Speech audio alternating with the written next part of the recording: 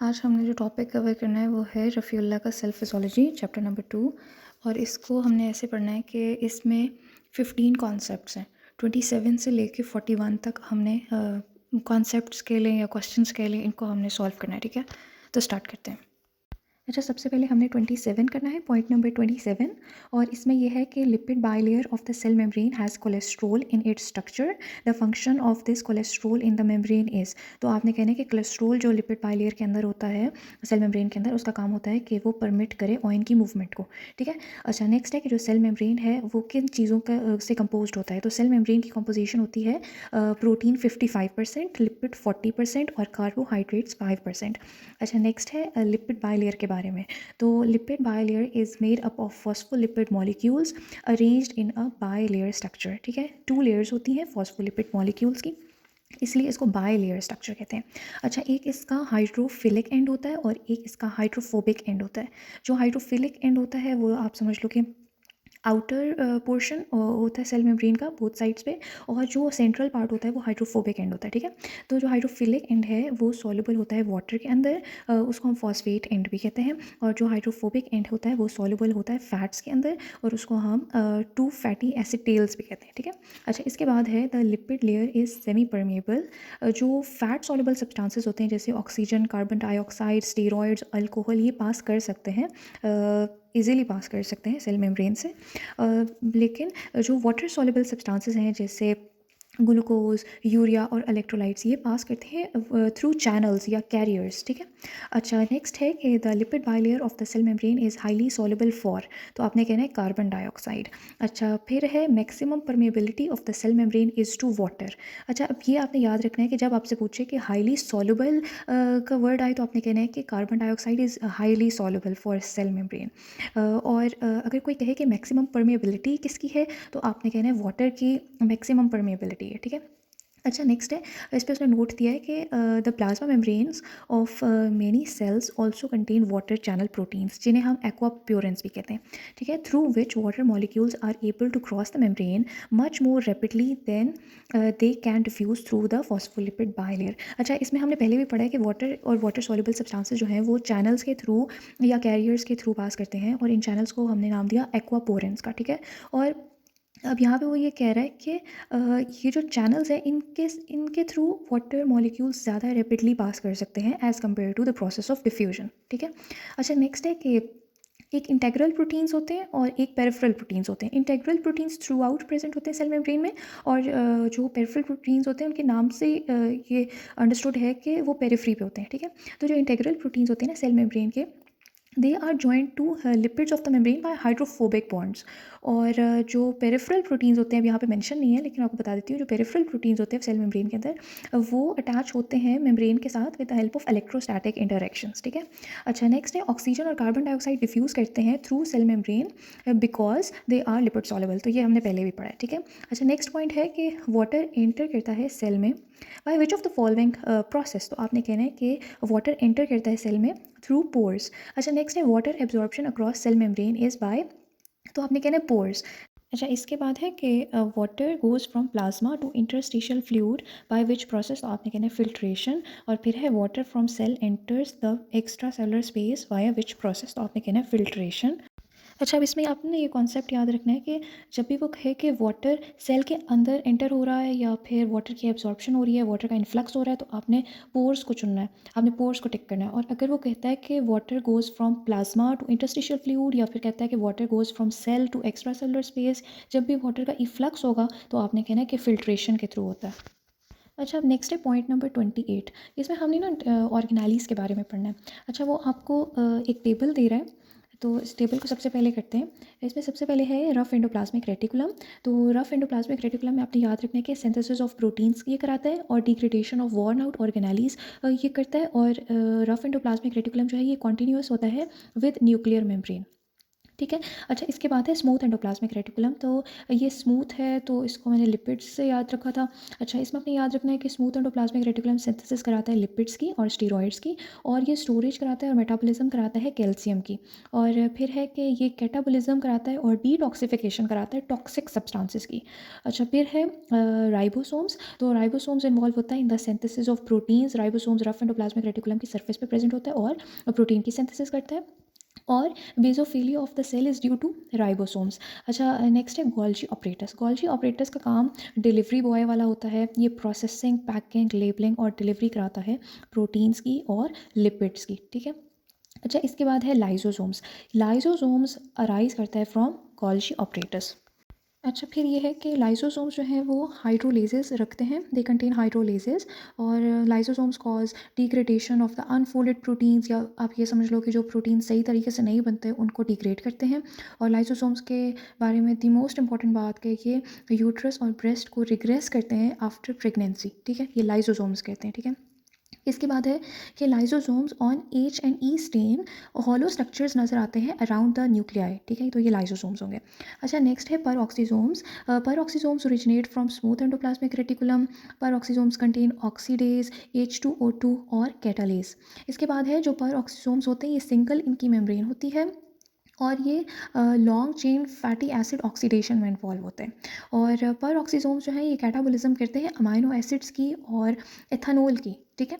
अच्छा, नेक्स्ट है सेंट्रोसोम। तो सेंट्रोसोम इन्वॉल्व होता है movement of chromosomes during cell division. इसके बाद है माइटोकॉन्ड्रिया। तो माइटोकॉन्ड्रिया है energy house of the cell या फिर power house of the cell. ये सेल्फ रेप्लिकेटिंग ऑर्गेनेली होती है क्योंकि इसके पास अपना डीएनए होता है और ये सिंथेसिस करती है एटीपी की और इनिशिएशन ऑफ अपोप्टोसिस करती है। और माइटोकॉन्ड्रिया जो है कंटेन्स एंटी कार्डियोलिपिड एंटीबॉडी।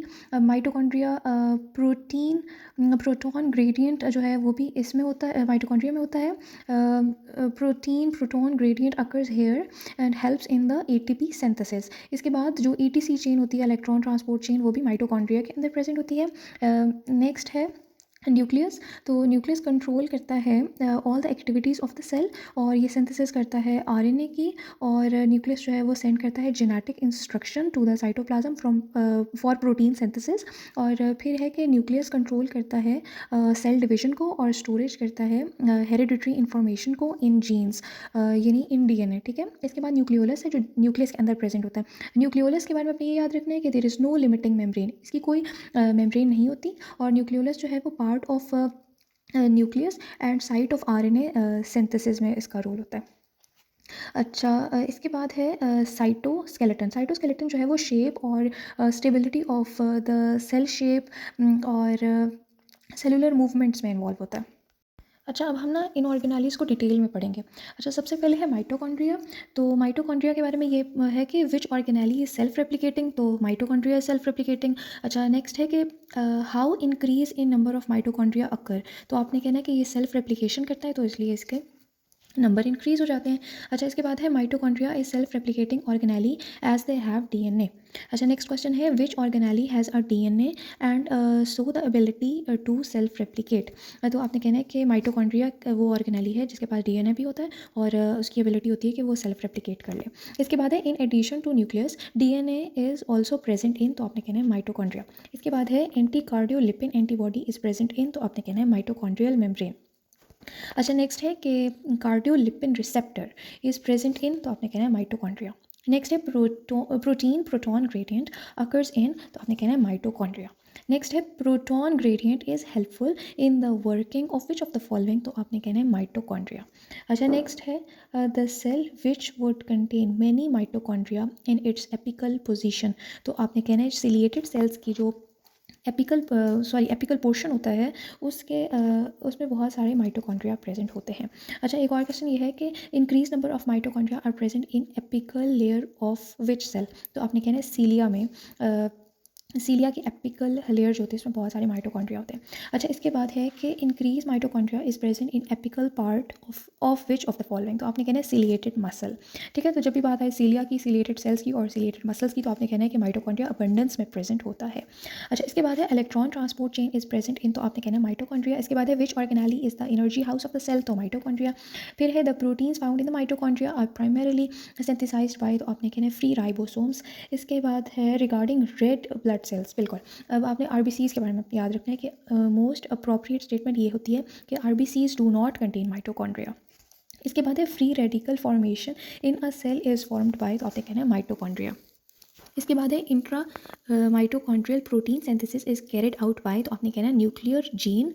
इसके बाद है student is watching organelle under microscope which is in dividing stage, तो ये ऑर्गेनाली क्या होगी, तो ये है माइटोकॉन्ड्रिया। ठीक है। अच्छा, इस बार इसमें आपने एक बात याद रखनी है कि अगर वो पूछता है कि ऑर्गेनाली इन डिवाइडिंग फेज क्या है, तो आपने माइटोकॉन्ड्रिया को टिक करना है, और अगर वो कहता है कि सेल इन डिवाइडिंग फेज क्या है, तो आपने सेंट्रियोल को टिक करना है। अच्छा, नेक्स्ट है राइबोसोम्स। तो राइबोसोम्स में वो आपसे पूछेगा कि in protein synthesising cells basophilia is due to, तो आपने कहना है राइबोसोम्स। अच्छा, इससे अब मिलते जुलते और भी क्वेश्चंस हैं। वो कहता है कि basophilia of cell is due to, तो आपने कहना है राइबोसोम्स। अगर ऑप्शन में राइबोसोम नहीं दिया हुआ और रफ एंडोप्लाज्मिक रेटिकुलम है, तो आपने रफ एंडोप्लाज्मिक रेटिकुलम को टिक करना है। अच्छा, इसके बाद है cells get stained basophilic due to, तो आपने कहना है राइबोसोम्स। इसके बाद है staining property of the cell is due to, तो आपने कहना है राइबोसोम्स। इसके बाद है polychromasia in erythropoiesis is due to, तो इसमें आपने कहना है हीमोग्लोबिन राइबोसोम्स। ठीक है। इसके बाद है basophilia of erythrocytes is due to, तो आपने कहना है राइबोसोम्स। ठीक है। अच्छा, नेक्स्ट एक क्वेश्चन है कि a slide of parotid gland showing acini with dark reddish purple cells, the most likely cell organelle responsible for cytoplasmic basophilia is, तो आपने कहना है रफ एंडोप्लाज्मिक रेटिकुलम। अच्छा, अगर ऑप्शन में राइबोसोम दिया हुआ है, तो आपने राइबोसोम को टिक करना है, और अगर ऑप्शन में राइबोसोम्स नहीं दिया हुआ, तो आपने फिर रफ एंडोप्लाज्मिक रेटिकुलम को टिक करना है। ठीक है। अच्छा, लेकिन पहली प्रायोरिटी आपकी राइबोसोम्स होगी। ठीक है। अच्छा, इसके बाद है the microscopic study of pancreas shows basophilia in the cytoplasm of the cells, the organelle responsible for this basophilia is, तो अगेन वही आंसर है राइबोसोम्स। अच्छा, इसके बाद है eosinophilia in apoptosis and necrosis will occur due to, तो आपने याद रखना है ईओसिनोफिलिया लॉस ऑफ आरएनए की वजह से होता है। अच्छा, नेक्स्ट है एंडोप्लाज्मिक रेटिकुलम।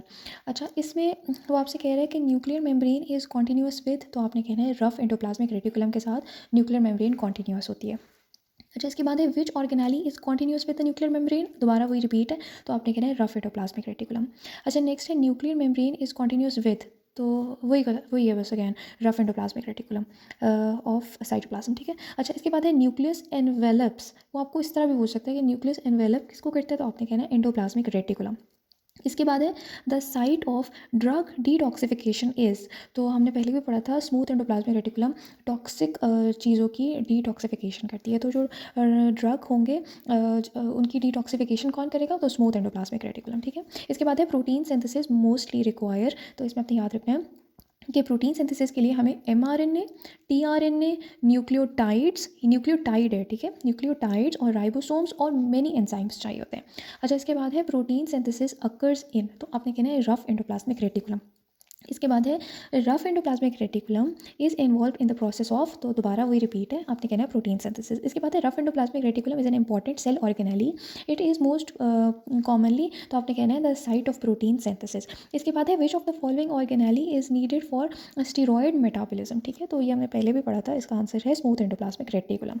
अच्छा, इसके बाद है it in steroid producing tumors which organelle is primarily involved in steroid synthesis, तो आपने कहना है स्मूथ एंडोप्लाज्मिक रेटिकुलम जो है वो स्टीरॉयड को सिंथेसाइज करता है। ठीक है। इसके बाद है the site of steroid hormone synthesis is, तो आपने कहना है स्मूथ एंडोप्लाज्मिक रेटिकुलम।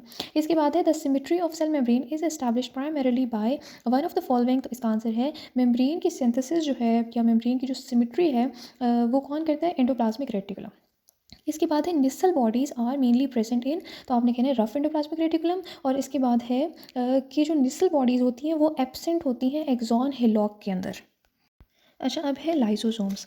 अच्छा, लाइसोसोम्स में ना मैंने आपको पहले भी कहा था कि आपको ये बात याद रखनी है कि यूट्रस और ब्रेस्ट को रिग्रेस कौन करता है आफ्टर प्रेगनेंसी, तो इसका आंसर लाइसोसोम्स है। ठीक है, तो इसी के बारे में क्वेश्चन पूछ रहा है कि after delivery uterus regress by, तो इसका आंसर है लाइसोसोम्स। इसके बाद है a few months after parturition the gradual regression of the enlarge uterus and breast is the function of, तो इसका आंसर है लाइसोसोम्स। इसके बाद है a few weeks after delivery the regression of enlarge uterus and breast takes place due to activity of, तो इसका answer है lysosomes. इसके बाद है after pregnancy and parturition uterus size reduced by, तो आंसर है लाइसोसोम्स। इसके बाद है regarding lysosomes what is true, तो इसका आपने लिखना है कि that lysosomes contain hydrolytic enzymes. अच्छा, अब है कि ट्रू रिगार्डिंग लाइसोसोम्स इज, तो आपने कहना है इट कंटेन्स हाइड्रोलेस। अच्छा, नेक्स्ट है a few weeks after delivery and regression of an large uterus and breast takes place due to activity of lysosomes, तो ये रिपीट है। ठीक है, इसके बाद है on H and E staining a student sees the hollow structure around the nucleus, तो what could it likely be, तो हमने इसको पहले भी पढ़ा था, लाइसोसोम्स होते हैं जो न्यूक्लियस के अराउंड हॉलो स्ट्रक्चर्स होते हैं। ठीक है, अच्छा, इसके बाद दो डिजीज़ आपने याद रखनी है, एक होती है टे साश डिजीज़, एक होती है पॉम्पे डिजीज़। ठीक है, तो टे साश डिजीज़ का सिनेरियो ये है कि a child presents with blindness and mental retardation. तो हिस्टोलॉजी पे जब हमने देखा on histology his lysosomes show a deficiency of hexosaminidase A. ठीक है, ये एक एंजाइम है जिसकी डेफिशिएंसी होती है, तो आपसे वो पूछ रहा है कि चाइल्ड इज सफरिंग फ्रॉम, तो आपने कहना है टी साच। ठीक है, टी साच डिजीज़। अच्छा, अगला है टी साच डिजीज़ किस ऑर्गेनाली की डिजीज़ है, तो आपने कहना है लाइसोसोम्स। अच्छा, नेक्स्ट डिजीज़ है पॉम्पे डिजीज़। अच्छा, इसमें ये है कि which enzyme deficiency causes पॉम्पे disease, तो ये है लाइसोसोमल एल्फा ग्लूकोसाइडेज एंजाइम। ठीक है, अच्छा, नेक्स्ट है type of endocytosis that occurs in lysosomes is, तो ये फेगोसाइटोसिस होता है। ठीक है, फिर है primary lysosomes are membrane bound intracellular organelles that contain acid phosphatase. ठीक है, अच्छा, नेक्स्ट है परऑक्सीसोम्स। तो इसमें आपने ये याद रखना है कि very long chain fatty acids जो होंगे ना, वो कैटलाइज्ड होंगे परऑक्सीसोम्स के अंदर। ठीक है, so very long chain fatty acids are catalyzed in peroxisomes. इसमें एक क्वेश्चन पूछता है कि in the cell peroxisomes are concerned with concerned with catabolism of very long chain fatty acids।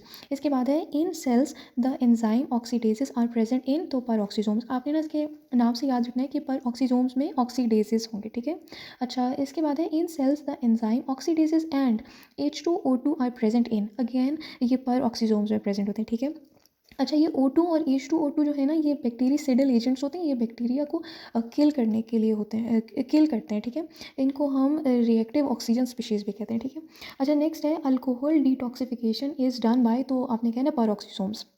अगर नॉर्मल डोजेज़ में अगर अल्कोहल की डिटॉक्सिफिकेशन आए तो परऑक्सीसोम्स, और अगर टॉक्सिक डोजेज़ में आएगा तो हमने पीछे पढ़ा था स्मूथ एंडोप्लाज्मिक रेटिकुलम। इसके बाद है हाइड्रोजन पर ऑक्साइड इज फाउंड इन, तो आपने कहना है परऑक्सीसोम। ठीक है, फिर है bactericidal agent such as oxygen and H2O2 are produced in neutrophils from peroxisomes.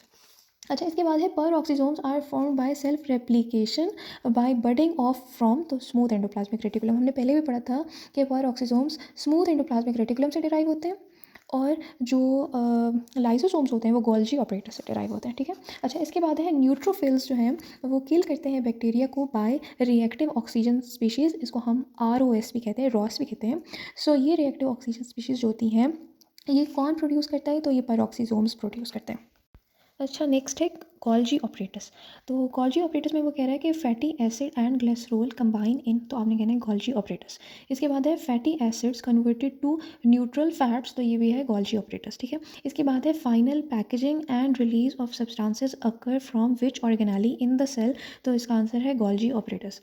अच्छा, इसके बारे में वो और भी क्वेश्चंस पूछ रहा है कि पैकिंग और जो ट्रांसपोर्ट होती है कार्बोहाइड्रेट्स की और प्रोटीन्स की इज़ डन बाय, तो आपने कहना है गोल्जी ऑपरेटस। अच्छा, इसके बाद है the organelle that combines proteins with carbohydrates and packages them with vesicles for secretion is the Golgi complex। ठीक है, अच्छा, इसके बाद है packing and transport of carbohydrates and protein is done by, तो ये है गोल्जी ऑपरेटस। सही है, अच्छा, जब वो कहे कि कार्बोहाइड्रेट और प्रोटीन की पैकिंग और पैकिंग की बात हो, डिलीवरी की बात हो, ठीक है, लेबलिंग की बात हो, तो आपने गोल्जी ऑपरेटर्स को याद रखना है। ठीक है, अच्छा, इसके बाद है the organelle which is scanner shaped cistern with concave surface facing nucleus. तो अगर इस तरह का स्ट्रक्चर आपको नज़र आ रहा है तो दैट इज़ गोल्जी ऑपरेटस। इसके बाद है secretory vesicles of the cells are synthesized in, तो ये है गोल्जी ऑपरेटस। और ये जो सिक्रीटरी वेसिकल्स हैं ये लाइसोसोम्स को कह रहा है, ठीक है। अच्छा, इसके बाद है misfolded proteins formed by Golgi are degraded by, तो ये इसका आंसर है प्रोटियोजोम। प्रोटियोजोम जो होते हैं वो एंजाइम होते हैं जो मिसफोल्डेड प्रोटीन्स को डिग्रेड करते हैं या फिर आप कह लें कि इनकी लाइसिस करते हैं। अच्छा, इसके बाद है during protein synthesis in endoplasmic reticulum and Golgi apparatus, जो डिफेक्टिव किस्म के स्ट्रक्चर्स होते हैं ना, ये उनको डिटेक्ट करते हैं और जो एबनॉर्मल प्रोटीन्स होते हैं ये उनको डिग्रेड करते हैं। ये किसकी बात हो रही है? प्रोटियोसोम्स की बात हो रही है, ठीक है। तो during protein synthesis in endoplasmic reticulum and Golgi apparatus defective structures are detected and abnormal proteins are degraded in, तो आपने कहना है प्रोटियोसोम्स। अच्छा, अब है न्यूक्लियोलस।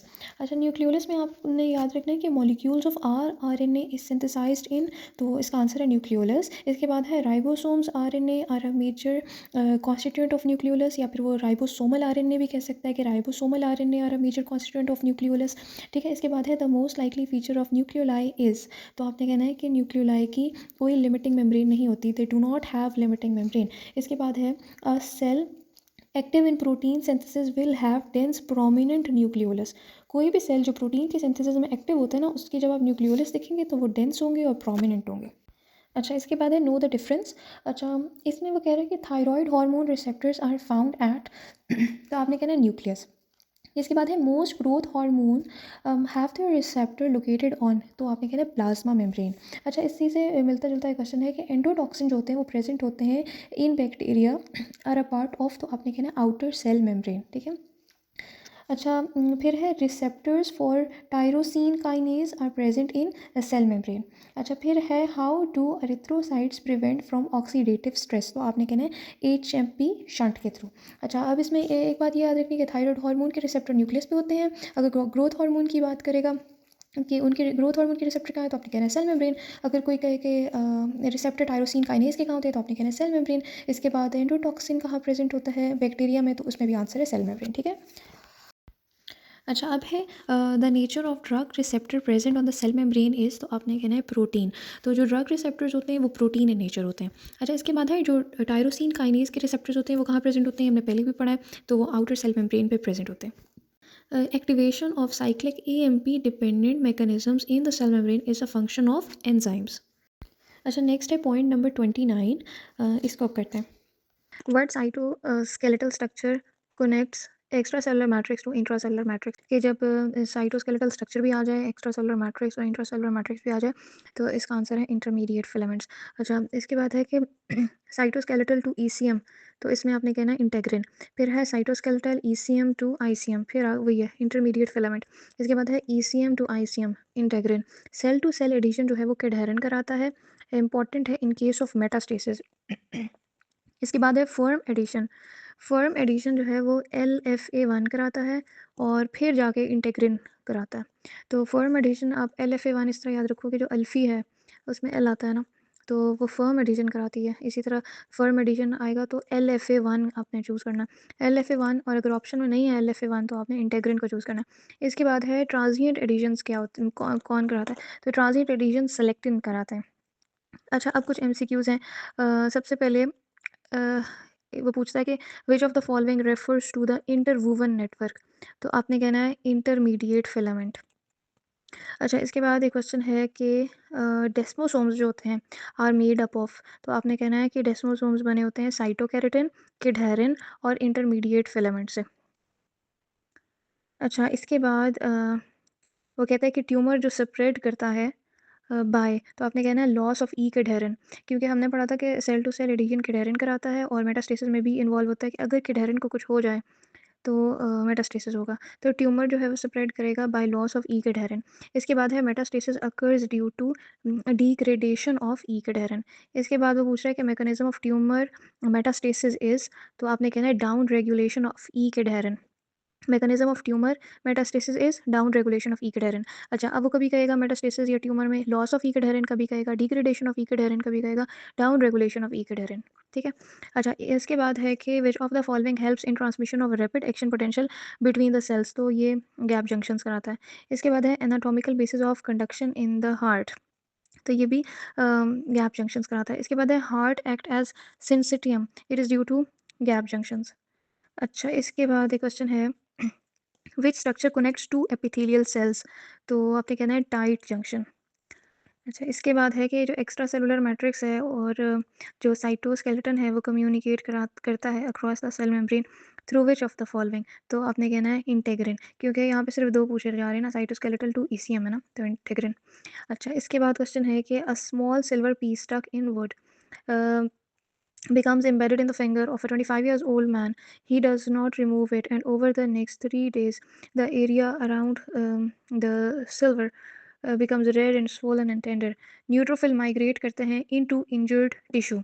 अच्छा, अब expression of which of the following substances on the endothelial cells is most instrumental in promoting this inflammatory reaction? तो किस चीज़ का एक्सप्रेशन होगा एंडोथेलियल सेल्स पे जिसकी वजह से प्रमोट होगा इन्फ्लामेटरी रिएक्शन? तो इसमें आएगा ई सेलेक्टिन। ई सेलेक्टिन। अच्छा, इसके बाद एक क्वेश्चन है कि which molecule best helps in transient adhesion of WBC to endothelium? तो हमने पहले भी पढ़ा था कि ट्रांजिएंट एडिशन जो होती है वो सेलेक्टिन कराता है, ठीक है, तो इसमें सेलेक्टिन है। अच्छा, इसके बाद है a child with multiple infections was diagnosed with a rare genetic diagnosis where leukocyte adhesion to endothelial cell is deficient. तो कहता है the likely deficiency is of which of the following? तो इसमें LFA1 जो है उसकी डेफिशिएंसी है। अच्छा, अब ये क्या है कि एक बच्चा है जिसको मल्टीपल इन्फेक्शंस हो रही हैं, बार बार इन्फेक्शंस हो रही हैं, और उसका डायग्नोसिस क्या है कि उसको रेयर किस्म की जेनेटिक डिजीज़ है, ठीक है, जिसमें ल्यूकोसाइट एडिशन एंडोथेलियल सेल्स के साथ नहीं हो पा रहा, ठीक है? तो यहाँ पे वो ना वो ये कह रहा है कि ये ट्रांजिएंट है, ना इसमें टेम्परेरी वगैरह, आपने सिलेक्टिन वगैरह में कन्फ्यूज़ नहीं होना, इसमें LFA1 है, ठीक है? अच्छा, इसके बाद एक क्वेश्चन है कि एक सर्कुलेटिंग ल्यूकोसाइट्स जो होते हैं वो इनिशियली टीथर करते हैं वाया सेलेक्टिन टू एंडोथेलियम, ठीक है, जो सर्कुलेट कर रहे होते हैं ना ल्यूकोसाइट्स वो एंडोथेलियम के साथ एडहेयर करते हैं सेलेक्टिन्स के थ्रू। इसके बाद ये फर्मली एडहेयर करते हैं एंडोथेलियम के साथ वाया बीटा 1 एंड बीटा 2 इंटेग्रिन्स, ठीक है, फिर इंटेग्रिन्स आते हैं जो इसको स्ट्रांगली अटैच करते हैं, अच्छा एडहेयर करते हैं। इसके बाद है अपरेगुलेट्स ल्यूकोसाइट्स इंटेग्रिन्स LFA1 और MAC1 आते हैं and both of them can bind to endothelium ICAM1, ठीक है। अच्छा, इसमें यह है कि सबसे पहले सेलेक्टिन जो है वो ट्रांजिएंट एडिशन में आपने याद रखना है, फिर उसके बाद बीटा 1 और बीटा 2 इंटेग्रिन्स आते हैं जो थोड़ा और फर्म सा एडिशन प्रोवाइड करते हैं। इसके बाद जो फर्म एडिशन है, जो बहुत ज़्यादा फर्म है, वो आता है LFA1 और MAC1, ठीक है, ये आता है।